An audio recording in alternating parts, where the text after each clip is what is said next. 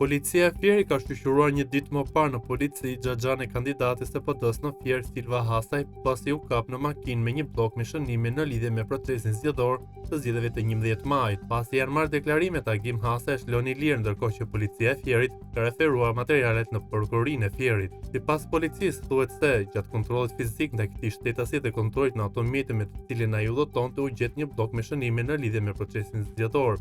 Shtetasit AH ju morë deklarime dhe u la i lirë. Materialet procedurale i kaluan prokurisë pranë gjykatës së shkallës së parë të jurisdiksionit të përgjithshëm Fier për veprime të mëtejshme, thotë në njoftimin e policisë së Fierit.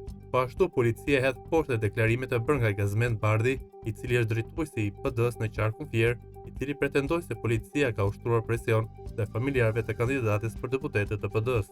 Në njoftimin e policisë thuhet se sqaroi opinionin publik në lidhje me statusin e publikuar nga drejtuesi politik i Partisë Demokratike për qarkun Fier, zoti Gazmend Bardhi, të cilën ai ka pretenduar se policia e shtetit ka ushtruar presion ndaj familjarëve të kandidates për deputete të PD-s. Theksojmë se pretendimi është i pavërtetë pasi policia për këtë rast ka kryer të gjitha veprimet procedurale konform ligjit dhe materialet janë referuar në prokurori, thuhet në të tjera në njoftimin e policisë.